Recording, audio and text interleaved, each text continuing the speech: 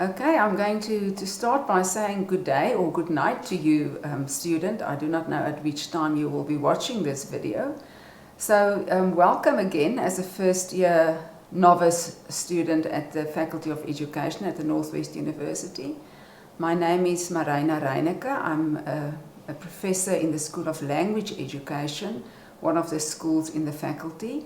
And I'm also the director then of the School of Language Education, but also the director of the B.Ed program.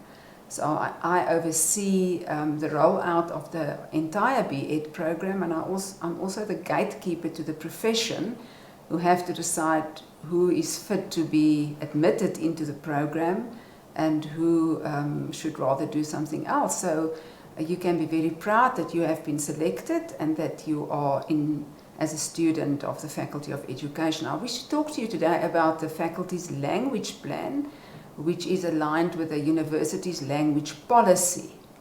So in this session then I'm going to introduce you to what linguistics mean. It's not going to be very academic, so don't fear.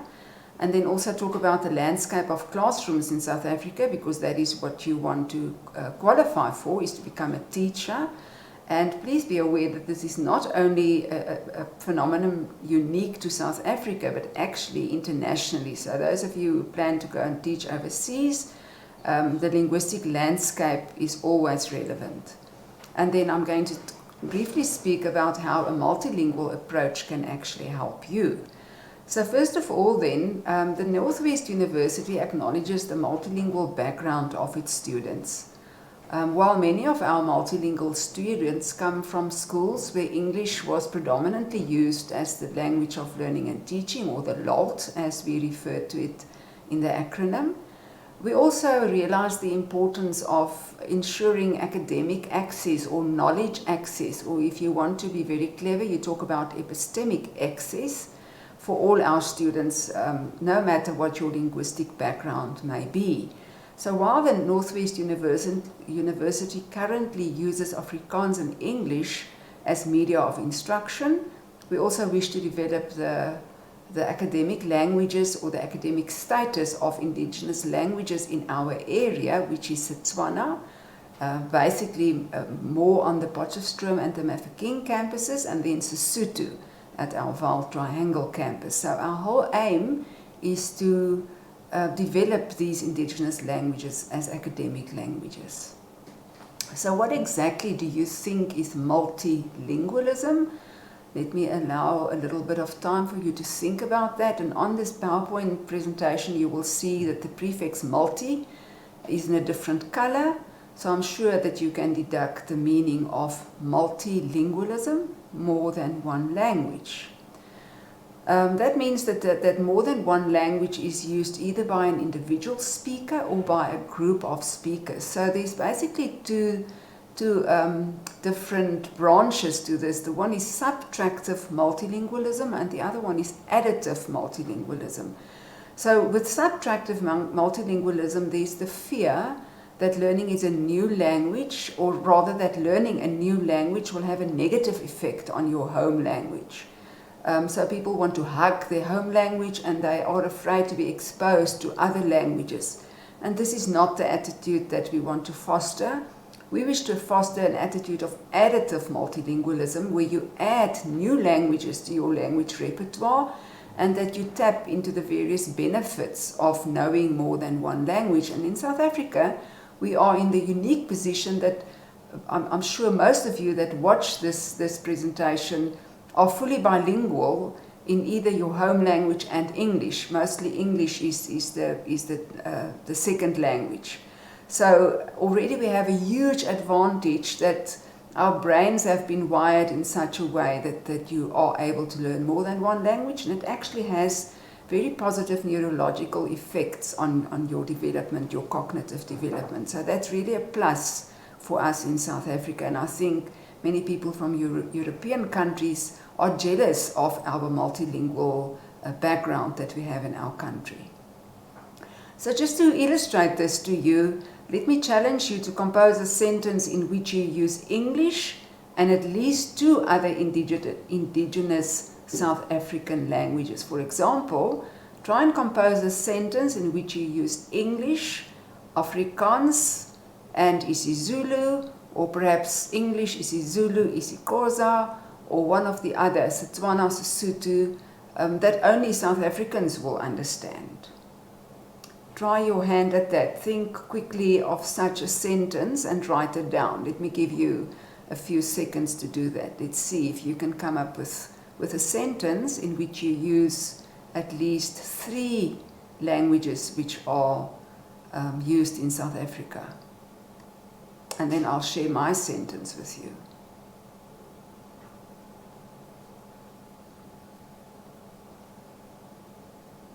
Okay, it's a pity that I can't get feedback from you, but let's go over to the sentence that I have composed.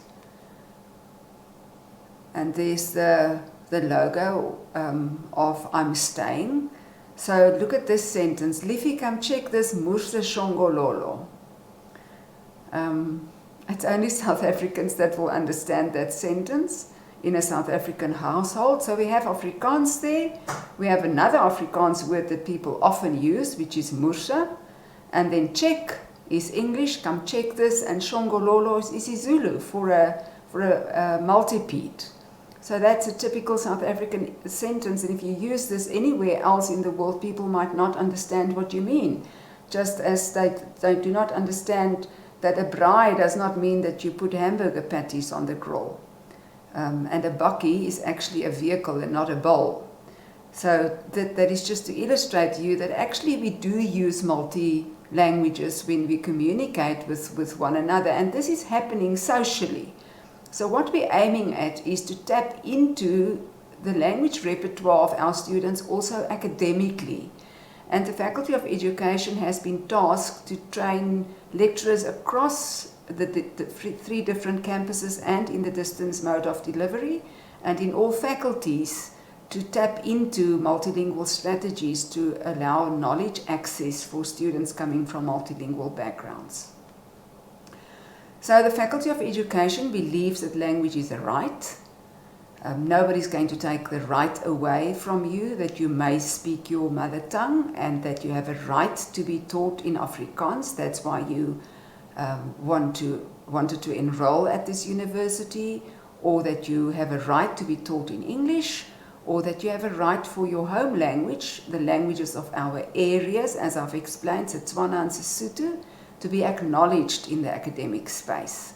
Because we believe that language is an important resource in education, and the status and use of development of Afrikaans, English, Setswana and Sesotho should be elevated at the Northwest University and in the Faculty of Education specifically. So it's important for our students that we train to become teachers to also realize that tapping into multilingualism is important in preparation for the workplace, because the workplace and society that we will find ourselves in is multilingual in nature, and we will be preparing for a utopia if we don't think that is the reality. So we wish to really prepare our students to step into the workplace knowing how to make the most of the multilingual backgrounds of their learners in the classroom. We have many students who finish their studies with us and then go and teach at a variety of schools, whether they be private or public schools, and it's not strange to have 11 different mother tongues represented in your classroom. And then some of our students that finish and go and teach at inner city schools in Johannesburg, for example, because of refugees coming into the country, might also have French students coming from Africa, in their classrooms. So it's not strange to have Chinese and French students in your classroom as well. And if you plan to go overseas, then obviously you will also have a combination of different languages presented or represented in your classroom. So in South Africa then, the linguistic landscape that I've just now referred to looks like that. If we have to use a cartoon, that would possibly be it. Different languages represented in one classroom, and the only language that they have in common to some degree might be the medium of instruction, which in this case in the cartoon is English. So the teacher is challenged to find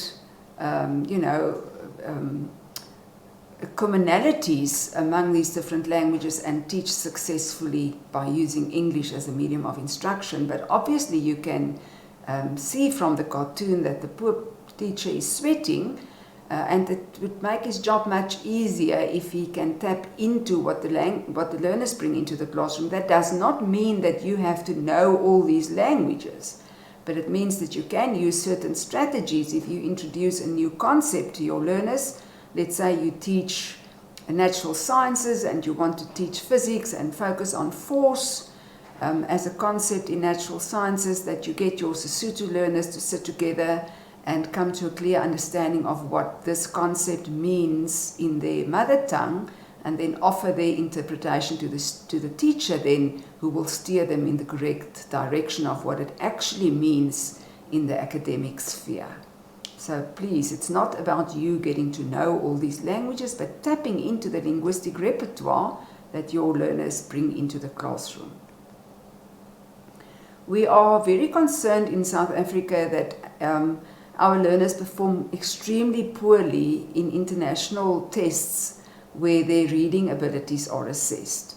And researchers find that it is because learners have to read in a language which is not their mother tongue, but then the latest PILS testing, which I go to the next slide with, shows that actually learners were tested in their mother tongue and still they performed quite poorly in the literacy achievement. And South Africa tested grade 4 learners, while the rest of the world tested learners on a lower level, and the average came out much higher. So we are really concerned about the fact that our students are not able to read, and that again comes down to the fact that that their languages are not acknowledged, and that their reading skills are not promoted by starting at the concepts that they know, because you cannot read effectively if you do not know what the words mean that are strung together in sentences.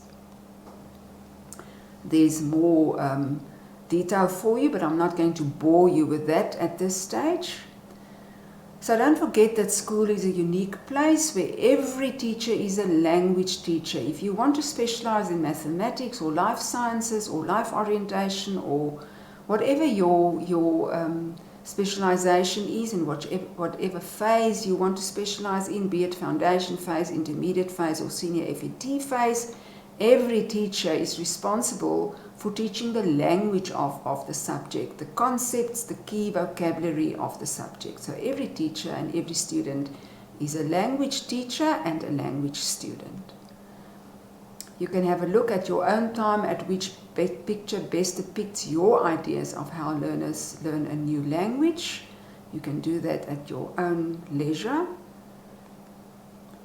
So the language skills required from you as a teacher in your qualification would be that you need presentational skills. In other words, you will have to learn the language of presentation. If you think, and some of our Afrikaans learners do think, that they're never going to be challenged to teach through medium of English, then you are, you're unrealistic, because you will find yourself at a public school probably sometime in your career where you will be challenged to teach through medium of English.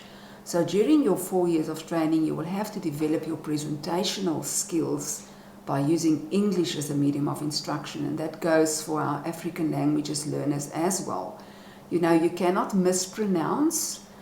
We often hear it on television news and on radio news that people mispronounce, and then the message gets distorted. So during these 4 years, you will have to work on your own language proficiency to be able to present, speak slowly, pronounce correctly, use the correct intonation, and everything that goes along with that. So you will be subjected to compulsory modules where you will focus on your English presentational skills and your ability to plan a lesson by taking the language of your learners into consideration. You will also learn about methodological skills. So what is my method of teaching in my classroom?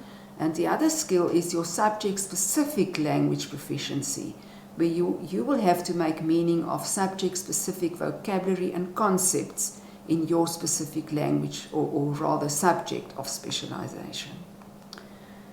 So now it's a time in our presentation where it's your turn, where you will have to go and look at the following slide and then think about which language skills you think are lacking in the following scenarios, but you can do that at your own leisure.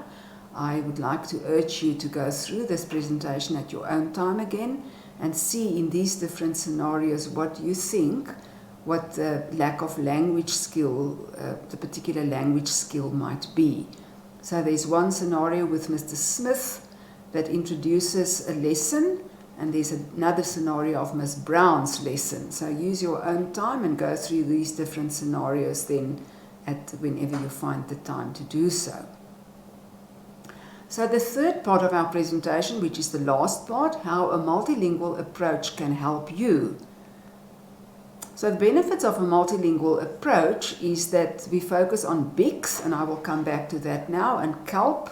And as I've explained earlier, there are neurological advantages. Clever people or scientists say there are new synapses that are created in your brain, new pathways in your brain that are created when you learn more than one language, and when you really try even at just a few words and later on perhaps a few sentences. That's also why this is advised as a strategy for older people to combat deterioration in brain function, is to try and learn a new language which will sharpen up your brain again. And then the other benefit is that the NWU puts a high price on graduate attributes that we want, and these are characteristics and qualities that we want our students to attain when they finish their studies here and go into the world of work, that they will be adaptable and flexible and value-driven, respectful towards other people. It's also in our constitution that we acknowledge that we come from different backgrounds, but we treat each other with respect, and also our learners when we start teaching one day. That you have social intelligence, that you are effective in intercultural communication, and that you will be resilient. I think students, these are most important soft skills that we want our students to attain, so that these graduate attributes can really be attained and you will be able and qualified to go and do your job as a teacher. So if we can just quickly get back to BICS. BICS is an acronym for Basic Interpersonal Communication Skills. So the fact that you know more than one language, or that you can pick up on conversations, enhances your basic interpersonal communication skills in society. And when we look at English then, it's that you are able to speak to people socially in whatever scenario you may find yourself. So once as a teacher, be able to speak to parents socially, be able to speak to other teachers, to your learners, when you coach a sport or when you coach a cultural activity, that you are able to make social sense and that you're not awkward socially when you have to communicate with people in a social environment. And at this stage, the lingua franca of South Africa, the language that we have in common, is English. So we're also going to focus on enhancing your basic interpersonal communication skills in English. And then CALP is the acronym for Cognitive Academic Language Proficiency, so that you are able to speak in an academic environment and to teach your subject by using strategies that will promote the academic performance of your learners. So it's a cognitive activity, it's a brain activity where you use language to teach your subject effectively, or to teach young learners in the foundation phase or the intermediate phase effectively. Students, and that brings us to the end of my presentation. So I hope you look forward to seeing how the language plan of the faculty is rolled out and how you experience it in your 4 years of training with us. Good luck with your studies. I'm sure you will be very successful if you are devoted to what you're doing. Thank you very much.